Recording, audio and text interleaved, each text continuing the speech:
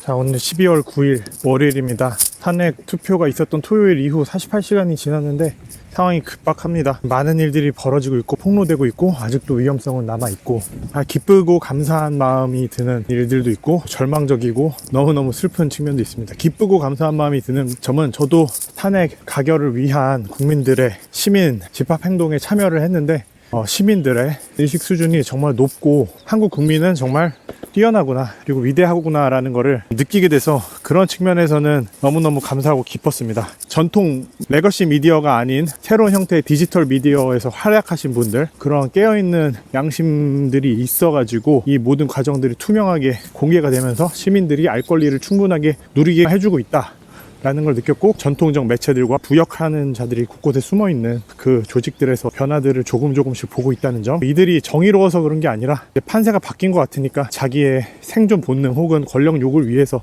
또 달려가는 거겠지만은 어쨌든 긍정적인 면이고요. 부정적이고 슬픈 면은 아직도 이 이슈에 대해 가지고 민주당이니 이재명이니 그런 이야기들을 하는 정말 몰상식하고 무지한 그런 많은 분들이 있습니다. 너무너무 슬픕니다. 이 와중에도 이재명 그리고 선거 부정 이야기, 내란 수개의 내란 범죄가 분명한 이 상황에서 민주당 탓을 하시면서 부정선거 윤석열과 의식적인 궤를 같이 하는 분들이 꽤나 많더라고요. 내란 사태까지 오기까지 계속해서 누적되어 왔고, 이태원 사건, 최상명 사건, 국민들의 안전과 경제, 외교 이 모든 것들이 다 개판이 났고 책임 있는 자리에서 거짓말을 정말 많이 했잖아요. 왜 그렇게 종교처럼 신봉을 하는지가 정말 이해가 되지를 않더라고요. 분노가 나는 이 지점은 헌법적 가치가 훼손되는 시점에, 인권과 자유가 짓밟힐 위험이 있는 이 지점에서 방조 내지는 지지하고 있다는 거는 자기가 정상적 시민이라면 판단하고 반성하고 적절한 행동을 해야 되는 게 정상적 민주 시민이거든요. 이런 분들은 나치도 지지할 수 있는 분들이고, 일본 제국주의 때는 일본 제국주의도 지지할 수 있는 분들이고, 독재 때는 독재를 지지할 수 있는 분들이고, 비판적 사고 능력이 없고 평생 동안 계속 한쪽 정당만을 지지하고 원하는 뉴스만을 골라 듣고, 저는 민주당 당원 가입자도 아니고요.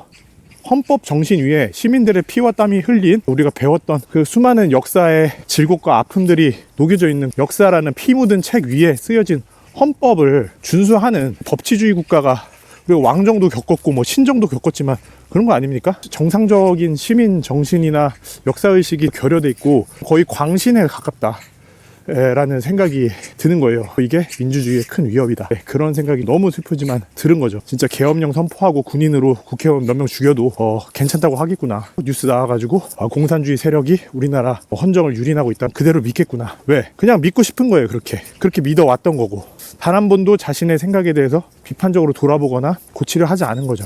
이런 슬픈 이야기를, 우리나라 국민들의 생명과 자유와 평화를 위해 목숨을 바치신 분들이 있는 이곳 표창원에 와서 김구 선생님 묘역에서 이런 얘기를 하고 있습니다. 이런 분들의 공통점은 어떤 정신세계를 갖고 있습니다. 이 세상을 상하관계 중심으로 보는 마키아벨리즘, 한마디로 출세욕이 있는 거죠. 출세를 했든 출세를 못해서 출세한 사람을 부러워하든 언행에 다 묻어 있습니다. 아이고 뭐뭐님 굽신굽신거리는 태도라든지, 아랫사람을 깔보는 태도라든지, 가난한 사람들을 무시하는 태도라든지, 사회 불평등이나 정의 이런 것들에 대해서 눈 감고 관심이 없는 태도라든지 이미 다 묻어 있는 거죠. 이분들은 그 자리에 올라가지 않았을 뿐이지, 올라갔다라면 사실 비슷한 맥락의 삶을 살았었을 분들이라는 생각까지 너무 비극적이고 너무 안타깝습니다. 제가 Moral Reasoning Theory라는 도덕과 관련된 연구를 전 세계 학자들과 하고 있거든요. 미국, 네덜란드, 인도, 스페인, 한국, 멕시코 등 여러 나라 설문을 해가지고 분석을 하고 있는데, 깜짝 놀라지 마세요. 한국의 도덕 지수가 가장 낮습니다. 가장 높은 도덕 지수는요, 자신의 이해관계, 자신의 가족, 자신의 권력 이런 것들과 무관하게 도덕적 판단을 내릴 때 높은 도덕 지수를 가졌다고 합니다. 예를 들어서 휴머니즘을 가졌다, 인류애를 가졌다,